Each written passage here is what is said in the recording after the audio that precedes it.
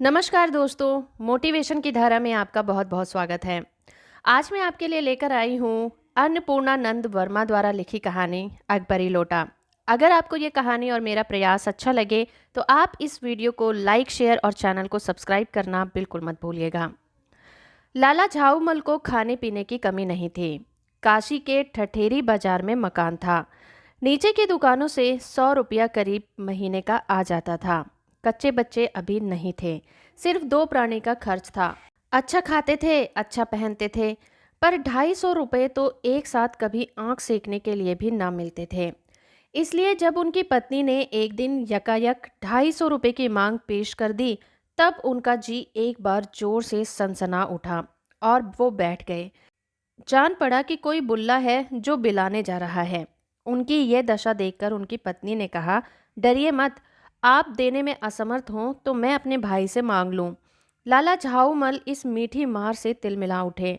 उन्होंने किंचित रोष के साथ कहा, अजी हटो, 250 रुपये के लिए भाई से भीख मांगोगी? मुझसे ले लेना, लेकिन मुझे इसी जिंदगी में चाहिए।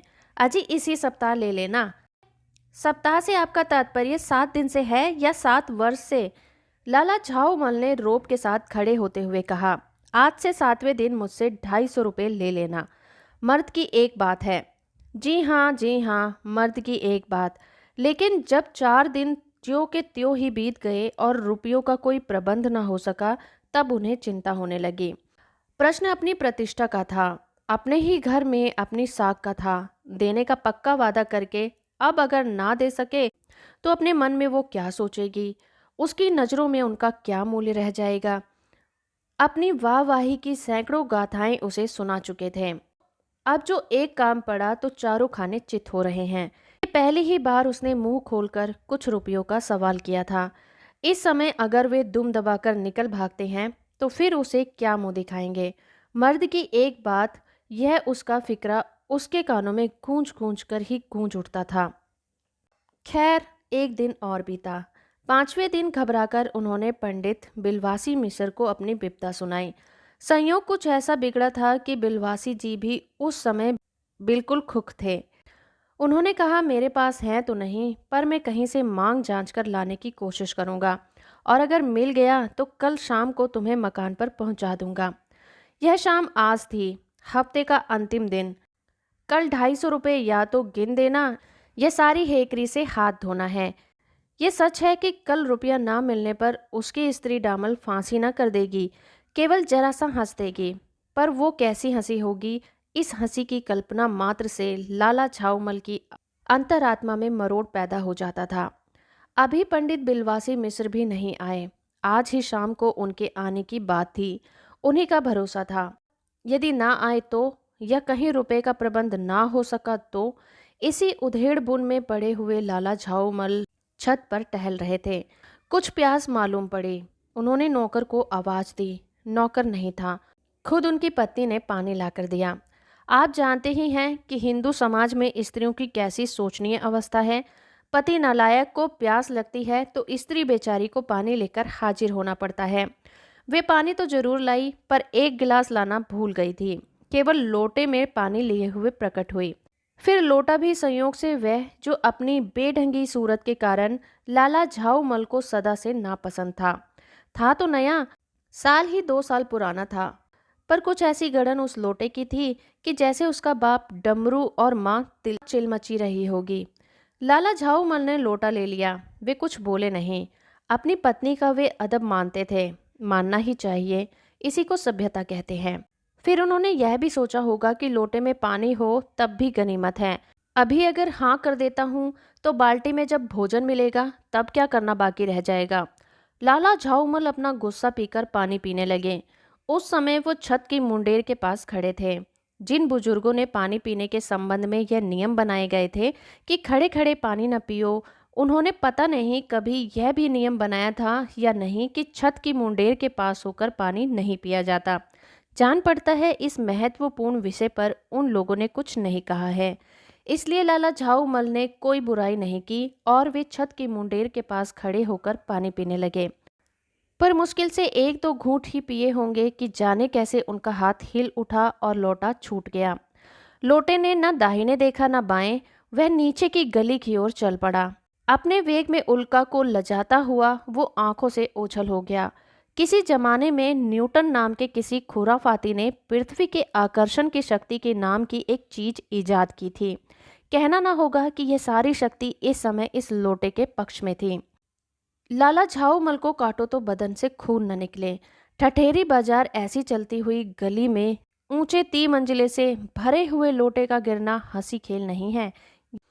यह लोटा न जाने किस अधिकारी के खोपड़े पर काशीवास का संदेश लेकर पहुंचेगा।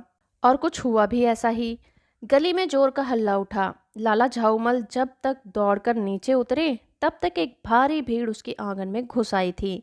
लाला झाऊमल ने देखा कि इस भीड़ में प्रधान पात्र एक अंग्रेज हैं जो नक्शिक से भीगा हुआ है और जो अपने एक पैर को हाथ से सहलाता हुआ दूसरे पैर पर नाच रहा है। उसी के पास उस अपराधी लोटे को भी देखकर लाला झाऊमल जी ने फौरन 2 और 2 जोड़कर स्थिति को समझा लिया। पूरा विवरण तो उन्हें पीछे प्राप्त हुआ था ये कि गली में गिरने से पहले लोटा एक दुकान के साइबान से टकराया। वहां टकराकर उस दुकान पर खड़े उस अंग्रेज को उसने स्नान कराया और फिर उसी के बूट पर जा गिरा। उस अंग्रेज को जब मालूम हुआ कि लाला झाऊमल ही उस लोटे के मालिक हैं, तब उसने केवल एक काम किया। अपने मुंह को उसने खोलकर खुला छोड़ दिया। लाला झाऊमल को आज ही ये मालूम हुआ कि अंग्रेजी भाषा में गालियों का ऐसा प्रकांड कोश है। इसी समय पंडित बिलबासी मिश्र भीड़ को चीरते हुए आंगन में आते दिखाई पड़े। उन्होंने आते ही पहला काम ये किया कि एक कुर्सी आंगन में रखकर उन्होंने साहब से कहा, आपके पैर में शायद कुछ चोट आ गई है, आप आराम से कुर्सी पर बैठ जाइए। दूसरा एक जरूरी काम ये किया कि जितने आदमी आंगन में घुस आए थे सबको निकालकर बाहर कर दिया। साहब बिलबासी जी को धन्यवाद देते हुए बैठे और लाला झाऊमल की ओर इशारा करके बोले, आप इस शख्स को जानते हैं? बिल्कुल नहीं, और मैं ऐसे आदमी को जानना भी नहीं चाहता जो निरीह राह चलतों पर लोटे से वार करे। मेरी समझ में ही इज डेंजरस लुनेटिक, नहीं, मेरी समझ में ही इज डेंजरस क्रिमिनल। परमात्मा ने लाला झाऊमल की आंखों को इस समय कहीं देखने के साथ खाने की भी शक्ति दी होती तो ये निश्चय है कि अब तक बिलबासी जी को वो अपनी आंखों से खा चुके होते। वे कुछ समझ नहीं पाते थे कि बिलबासी जी को इस समय हो क्या गया है। साहब ने बिलबासी जी से पूछा, तो अब क्या करना चाहिए? पुलिस में इस मामले की रिपोर्ट कर दीजिए, जिससे यह आदमी फौरन हिरासत में ले लिया जाएगा। पुलिस स्टेशन कहाँ है? पास ही है, चलिए मैं बता देता हूँ। चलिए, अभी चला। आपकी इजाज़त हो तो पहले मैं इस लोटे को इस आदमी से खरीद लूँ। क्यों जी, बेचोगे? मैं 50 रुपये तक इसका दाम दे सकता हूँ। लाला झाऊमल तो चुप रहे, पर साहब ने पूछा, इस रद्दी से लोटे का आप 50 रुपये दाम क्यों दे रहे हैं? आप इस लोटे को रद्दी सा बताते हैं? आश्चर्य है, मैं तो आपको एक विज्ञ और सुशिक्षित आदमी समझता था। आखिर बात क्या है, कुछ समझाइए भी। यह जनाब एक ऐतिहासिक लोटा जान पड़ता है मुझे। पूरा विश्वास है कि यह एक प्रसिद्ध अकबरी लोटा है जिसकी तलाश में संसार भर के म्यूजियम परेशान हैं। यह बात है? जी हाँ जनाब, यही बात है। 16वीं शताब्दी की बात है। बादशाह हुमायूं शेरशाह से हारकर भागा था और सिंध के रेगिस्तान में मारा मारा फिर रहा था। एक अवसर पर प्यास से उसकी जान निकल रही थी। उस समय एक ब्राह्मण ने इसी लोटे से पानी पिलाकर उनकी जान बचाई थी। हुमायूं के बाद जब अकबर दिल्लीश्वर हुआ तब उसने उस ब्राह्मण का पता लगाकर उससे इस लोटे को ले लिया और इसके बदले में इसी प्रकार के 10 सोने के लोटे प्रदान किए। यह लोटा सम्राट अकबर को बहुत प्यारा था, इसी से उसका नाम अकबरी लोटा पड़ गया। यह बराबर इसी के वजू का था। सन 57 तक इसके शाही घराने में ही रहने का पता है, पर इसके बाद वो लापता हो गया। कलकत्ते के म्यूजियम में इसका प्लास्टर का मॉडल रखा हुआ है। पता नहीं यह लोटा इस आदमी के पास कैसे आया। म्यूजियम वालों को पता चले तो फैजी दाम देकर खरीद ले जाएंगे। इस विवरण को सुनते सुनते साहब की आंखों पर लोभ और आश्चर्य का ऐसा प्रभाव पड़ा कि वो कौड़ी के आकार से बढ़कर पकौड़ी के आकार के हो गए। उसने बिलवासी से पूछा, तो आप इस लोटे को लेकर क्या करिएगा? मुझे पुरानी और ऐतिहासिक चीज़ों के संग्रह करने का शौक है। मुझे भी पुरानी और ऐतिहासिक चीज़ों के संग्रह करने का शौक है। जिस समय यह लोटा मेरे ऊपर गिरा उस समय मैं यही कर रहा था। उस दुकान पर मैं पीतल की एक पुरानी मूर्ति खरीद रहा था। जो कुछ हो, लोटा तो मैं ही खरीदूंगा। वाह, आप कैसे खरीदेंगे? मैं खरीदूंगा, मेरा हक है। हक है? जरूर हक है। यह बताइए कि उस लोटे के पानी से आपने स्नान किया या मैंने? आपने। वह आपके पैर पर गिरा या मेरे? आपके। अंगूठा उसने आपका भुर्ता किया या मेरा? आपका। इसलिए उसे खरीदने का हक मेरा है या आपका? यह सब झोल है। दाम लगाइए, जो अधिक दाम दे वो ले जाए। यही सही है। आप उसका 50 रुपया दे रहे हैं, मैं 100 रुपया देता हूँ। मैं 150 देता हूँ। अजी मैं 250 देता हूँ।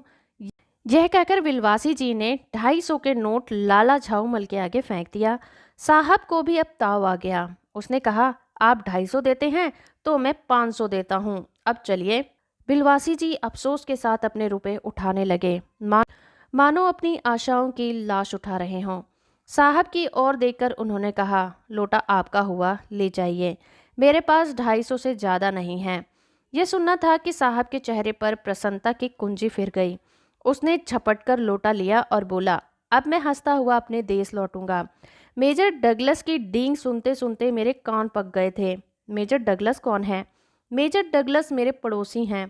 पुरानी चीज़ों के संग्रह करने में उनकी होड़ रहती है। गत वर्ष वो हिंदुस्तान आए थे और यहाँ के जहांगीरी अंडा ले गए थे। जहांगीरी अंडा? जी हाँ, जहांगीरी अंडा। मेजर डगलस ने समझ रखा था कि हिंदुस्तान से वे ही ऐसी चीज़ें ला सकते हैं, पर जहांगीरी अंडा है क्या?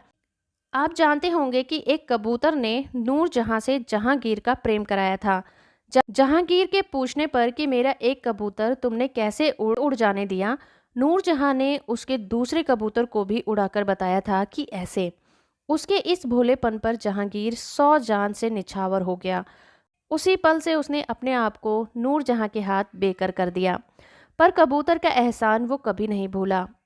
उसके एक अंडे को उसने बड़े जतन से रख छोड़ा था। एक बिल्लौर की हांडी में वो उसके सामने टंगा रहता था। बाद में वही अंडा जहांगीरी अंडा के नाम से प्रसिद्ध हो गया। उसी को मेजर डगलस ने परसाल दिल्ली के एक मुसलमान सज्जन से 300 रुपये में खरीदा था।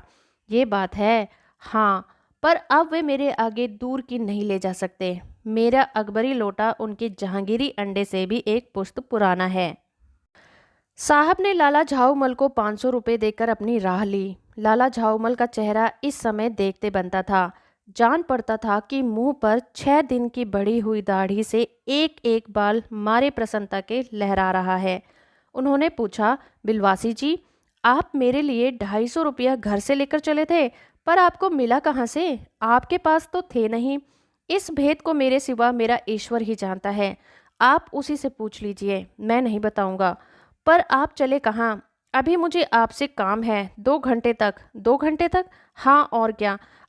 अभी मैं आपकी पीठ ठोकर शाबाशी दूंगा, 1 घंटा इसमें लगेगा। फिर गले लगाकर धन्यवाद दूंगा, 1 घंटा इसमें भी लग जाएगा। अच्छा, पहले अपने 500 रुपये गिनकर सहेज लीजिए। रुपया अगर अपना हो तो उसे सहेजना एक ऐसा सुखद और सम्मोहक कार्य होता है कि मनुष्य उस समय सहज में ही तन्मयता प्राप्त कर लेता है।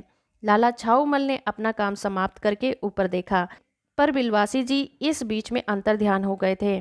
फिर लंबे टक भरते हुए गली में जा रहे थे।